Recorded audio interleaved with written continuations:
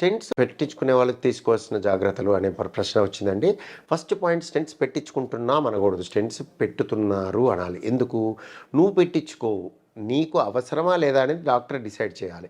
అంటే వైద్యుడు డిసైడ్ చేయాలి మీకు అవసరమా లేదా అని. స్టెంట్ నాకు కావాలి, నాకొద్దు అనే తప్పు అది. ఆహ్, ఆలోచనే తప్పు. ఎందుకంటే ఒక మనిషిగా, ఒక పేషెంట్‌గా మా దగ్గరికి వచ్చిన వాళ్ళు ఇబ్బందితో వస్తారు. లేదా ఇబ్బంది లేకుండా అనుమానంతో వస్తారు.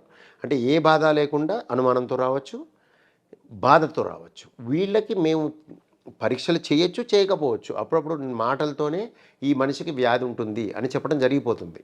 జస్ట్ హిస్టరీ టేకింగ్‌తో, ఎగ్జామినేషన్‌తో. కొంతమందికి సహాయం తీసుకున్నాక, పరీక్షల సహాయం తీసుకున్నాక గట్టిగా చెప్పగలుగుతాం. సో, ఇవన్నీ చేశాక కొంతమందికి స్టెంట్ బ్లాక్ ఉంటుంది. కొంతమందికి బ్లాక్ ఉన్నా మేమేం చెయ్యం. మందులు సరిపోతాయి అని చెప్తాం.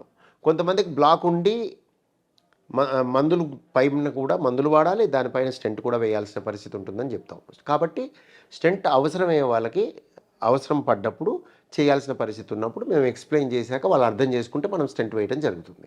సో, వీళ్ళు తీసుకోవాల్సిన జాగ్రత్తలు ఏం లేవు. అర్థం చేసుకోవడమే జాగ్రత్త.